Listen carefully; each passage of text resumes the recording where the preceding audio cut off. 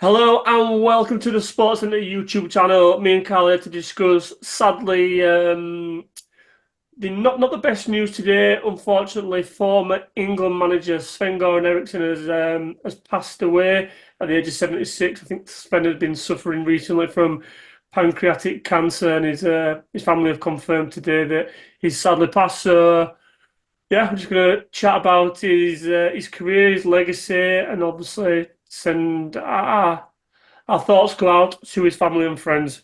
Carl, how do we feel about Mr. Sven? Sad news, isn't it, really? He was a bit of gentleman of the game. Yeah, I agree. I mean, I didn't know, I don't really have much of an opinion on him because I don't feel like I know him. Obviously I don't know him, but I don't really know much of him apart from being the England manager, and it was just frustrating. I think a lot because we had the golden generation, as it's called, and Yeah. obviously we didn't get the best out of him. But from what I've heard, he was that chilled. It was just like, I'm just going to let these boys do what they do, and in the end, they didn't really do it. Well, But he was just, that were gonna be he one of my was, questions. Sorry to cut you off there, but that was gonna be one of my questions. So he achieved three quarterfinals whilst I think of a 5 year stint at England, which, as you say, for the players that we had at that time, Beckham, Rooney, Owen, the back four were ridiculous. Neville, Sol Campbell, John Terry, Rio Ferdinand, Ashley Cole. I won't even mention the midfield and Gerard Lampard and Scholes. yeah, exactly. It's just unbelievable. Do you think he was almost a little bit too relaxed with that team? And Maybe, but from stories I've heard, I mean, I was listening to Steve McLaren earlier, who was his assistant at England, just saying, look, we need to do this, Sven, we need to do that, then we need to go make this change, make this tactical change or whatever. And you're like, Steve, don't worry, it'll be fine. And I thought, really, do you know what?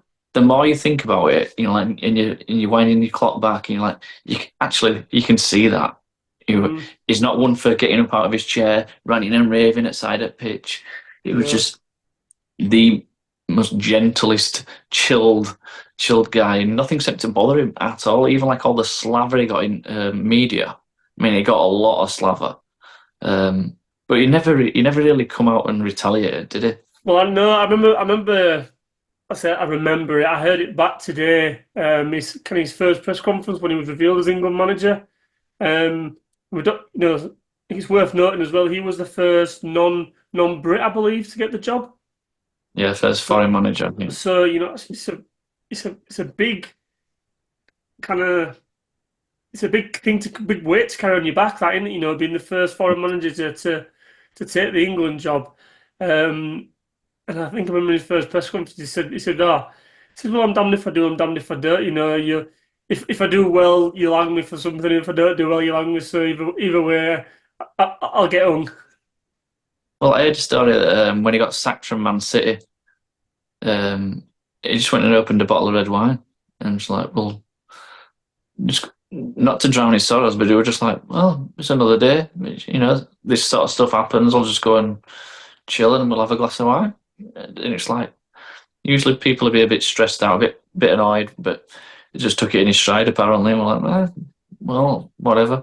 It's a strange one really because he's got quite a CV in terms of club football as well. But for me, and the last stages of his club managerial career was in England. I don't seem to remember it at all. Like he was manager of Man City. Can hardly remember it. If someone had to give me a quiz and it were like, well, the answer were like, Sven Eriksson management, I wouldn't have got it. And I don't remember him at Leicester. No, I don't remember him at Leicester. Do you know what I mean? Like you just forget all these things. Like they're a bit of a flash in the pan kind of thing, aren't they? I didn't even know he managed Leicester. That's Yeah, yeah. Well, I was reading some clubs that he's managed, and yeah, Man City and Leicester were. well, one of the ones that stands out for me, Dan, club wise, is the fact that he's managed Roma and Lazio, Yeah, yeah. and obviously major rivals, and were successful. I think more so with Lazio from memory, and that's where I think he left Lazio to come to England, if I remember rightly. Um, Yeah, I think he did. Yeah, and that's so he got his name. No, he got his name over here, I think, from his success in Lazio. But obviously, Italians absolutely loved him for what he did over there. it's a funny one that, when you think about it, because that rivalry is very, very Yes, passionate, and I mean, obviously, I don't follow Italian football at all, so any Italian people might correct me on this, but I don't remember there being any kind of heat or animosity around him taking charge of, I think, was it Roma after Lazio? was it that way around? I thought it was the other way around. It might be the Lazio. other way around. As I say, I don't follow, but anyway, my point being, there was no kind of like heat or kind of like, oh my God, Sven's taking over at Lazio, Sven's taking over at Roma after his he's managed the other one. They didn't seem to do anything around that. So do you think his chill demeanour passed over to the fans and was like, oh, well, I'll Well, just that's watch. what I mean. I think potentially why it was just like the guy was that kind of likable and lovable that you couldn't really dislike him, could you? No, as much as it's like I said at the beginning, it was frustrating because we didn't win anything with England, but you never disliked him. You never like went in on him. Press might have done, but us as fans, I don't think we really went in on him, other than the fact that he's playing these midfielders out of position. Mm, But we never not like McLaren's sort of getting in on his case or anyone else's case, Capello's case. Look at them polar opposites, yeah, yeah, and, absolutely and polar how the opposites. English fans took to Sven but didn't take to Capello. I it were quite fitting because he always wanted to manage Liverpool, didn't he? And Liverpool invited him to do the Legends game Yeah, which was really nice to see. It felt so from Michael Liverpool, like it were really nice that he got to do that in some kind of capacity. yeah. I didn't even know about it until I heard today. I think he was invited to a couple of clubs. Obviously, Liverpool being one of them. Yeah, yeah, that was really nice to see. And I was reading something as well, just in terms of obviously how we kind of approached his illness, towards the latter stages, and he were almost just like, and I think I'd probably take a similar sort of, I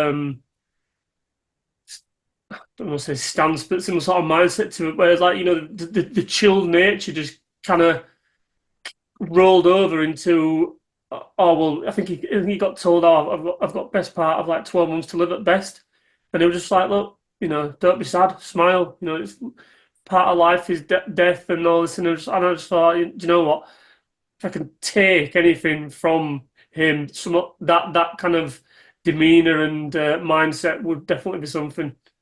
Yeah, I agree. I think the statement was something like "life is for living," but while living, you've also got to take into account that death is part of that life. Yeah, And I've come to terms with the fact that this is going to happen, and I've been told that it's going to happen sooner rather than later. But what I find really astonishing, I mean, a couple of videos came out, and they did like a little interview, didn't you? Like a statement interview, um, telling everyone like, don't be sad for me, just enjoy yourself, all this. yeah. So And don't be sad, smile. Yeah, I've still to this day not watched it. Every intention to, um, but I didn't think it was like going to be this quick. So it did that, and then his premiere on Amazon Prime's come out, what, I think 3 days ago, and all of a sudden now he's gone. I just didn't realize it was going to be that quick, which I don't know if he knew that or whether it's been brought out purposely because of it was going to be this quick. well, I think they said, didn't they, when he got diagnosed? I could be wrong, but I'm sure they said that if he'd have a year at best. Yeah, but we don't know when he were actually told this. He might have been told 10 months ago. Yeah, potentially. But yeah, I will. I know you were saying before we came on here that you're just about to watch the Amazon doc, weren't you? Yeah, it's literally ready to press play. I mean, annoyingly, I wish I'd have been able to watch it before we did this. I might have a couple more bits to say, but maybe we could say a little something on another pod later on. Yeah, well, it's a sad day, but unfortunately, these things in life happen. And as he say, don't feel bad, smile for him. So I think from everyone, well, I say everyone, there's only me and you at the sports centre. I just want to send his best wishes to his friends and family, and may he rest in peace. When I think back about Sven, I don't have anything other than positive things. I don't have any negative things. When I think of the golden generation, I think of Sven. And for us growing up, that were a great time to watch football. Granted, we never won anything, but it was great watching these great players. And it was great to get Emil playing half decent. Yeah. If one thing, yeah, that was his strike force until Rooney came along, wasn't it? You ask Michael Owen, you ask Emil, like, who your best strike partner? They always say each other. They do, yeah. Yeah, fair play. Right, sound. Thanks for watching the video, guys. Give us a thumbs up if you liked it. Let us know in the comments your thoughts on Sven, his career, his legacy. And yeah, catch you on the next one. See you later.